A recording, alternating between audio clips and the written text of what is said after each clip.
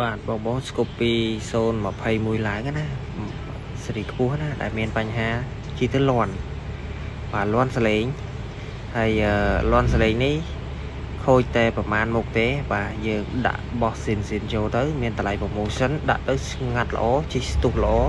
បាទដូចម៉ូតូយើងទុកទិញថ្មីអញ្ចឹងអីវ៉ាន់ដែលខូចគឺទី1គ្រាប់ឃ្លីបាទគ្រាប់ឃ្លីនេះគឺមានបញ្ហាជ្រុងខ្លាំងណាធ្វើឲ្យម៉ូតូយើងរត់អត់សូវស្រួលមកពីគ្រាប់ឃ្លីនឹងជ្រុងខ្លាំងណាហើយតម្លៃ promotion ស្មើកាហ្វេតែ2កែវទេតម្លៃគ្រាប់ឃ្លីហ្នឹងតម្លៃទូទេយើងដាក់បោះស៊ីនប្រើទៅណាហើយសាពៀនមកដល់សាពៀនគឺវាប្រេះវាយា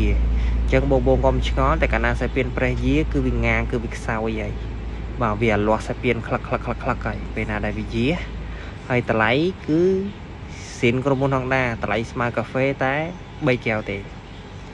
ស៊ីនក្រុមហ៊ុន Honda ហើយមុននឹងយើងដាក់យើងមើលលេខកូដដែរគឺ K2F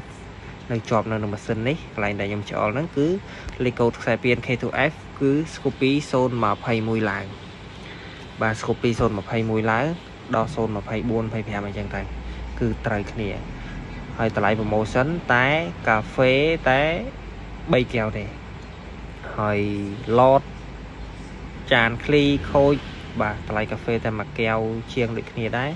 អញ្ចឹងគ្រឿងស៊ីនបងដាក់ទៅជីទៅស្ទុះល្អដូចម៉ូតូនៅថ្មីអញ្ចឹងពេលយើងដូរគ្រឿងស៊ីនហើយការប្រើប្រាស់បានយូរហើយនេះចានដែលមានបញ្ហាឡោកហើយនឹងស៊ីស្នាមអញ្ចឹងអតិជនឲ្យដូរថ្មីដើម្បីឲ្យម៉ូតូគាត់ស្ងាត់ល្អជីស្ទុះល្អហើយចានស្គូពី021ឡើងដល់025ពេលទិញបងត្រូវសុំប្រអប់គេមើលប្រអប់អញ្ចឹងបានបោះស៊ីនប៉ុន្តែបើអត់បានប្រអប់អញ្ចឹងទេគឺអត់មានបោះស៊ីនទេណាចង់បញ្ជាក់អញ្ចឹងណានេះទិញមកគឺវាមានថង់ខាងក្នុងអាថង់ហ្នឹងច្បាច់លឺខ្យល់ផុស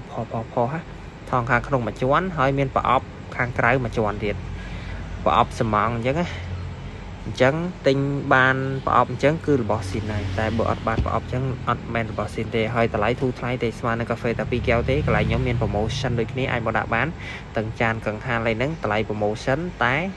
កាហ្វេតែ2កែវដូចគ្នាដែរអញ្ចឹងចានកង្ហាលគឺប្រអប់ដូចគ្នាគឺទិញប្រអប់សំងមានថង់នៅខាងក្នុងអាថង់ច្បាច់លឺខ្យល់ផុសហើយប្រអប់អញ្ចឹងនេះឃើញទេចាប់ពី021ឡើងគឺទិញមកតតែប្រអប់អញ្ចឹងបានស៊ីនក្រុមហ៊ុន Honda បើសិនជាអត់បានប្រអប់អញ្ចឹងទេគឺមិនមែនស៊ីនក្រុមហ៊ុន Honda ទេហើយតម្លៃធូរទេស្មើនឹងកាហ្វេតែ2កែវអីបងដាក់បោះស៊ីនទៅដើម្បីឲ្យម៉ូតូនឹងស្ទុះល្អ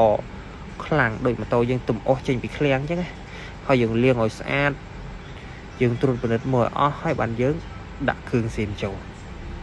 ដោយម៉ូតូនឹងចាក់ស្ដែងមុននឹងយើងហៀបចូលគឺយើងលាងឲ្យស្អាតហើយគ្រឿងដែលយើងដូរគឺយើងដាក់ម្លែកមកហើយគ្រឿងស៊ីនយើងដាក់ម្លែកមកហើយយើងលាងឲ្យស្អាតចាំយើងរៀបចូលណាបងមួយជាក់ស្ដែងគឺម៉ូតូនឹងតែ10000គីឡូ11000គីឡូទេអញ្ចឹងណាអញ្ចឹងបងគួរតែឧស្សាហ៍ដោះលាងដើម្បីឲ្យការប្រើប្រាស់ខាងសាពៀនបានយូរណាដូចម៉ូតូនេះឃើញសិតតែដីឃើញសិតតែប្រេងដែរកាលណាដីប្រេងធ្វើឲ្យម៉ូតូឆាប់ខូចខាងសាពៀនវាដីច្រើនវាឆាប់សឹកវាឆាប់យាវាឆាប់ប្រេះអញ្ចឹងបងគួរអាសាសម្អាតលាងខាងហ្នឹងទៅកុំឲ្យវាឆាប់មានបញ្ហាពេកណាហើយបន្ទាប់ពីយើងមុននឹងរៀបចូលនេះឃើញយើងលាងសម្អាតឡើងភ្លឺភ្លឹងដែរដាក់គ្រឿងស៊ីនចូលទៅគឺស្ទុះល្អដូចម៉ូតូទុកចេញពីក្រុមហ៊ុនអញ្ចឹង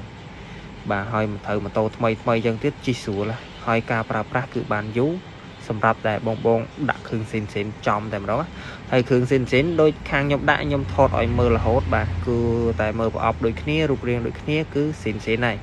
តែអត់បានអញ្ចឹងគឺមិនមែនរបស់ស៊ីនទេ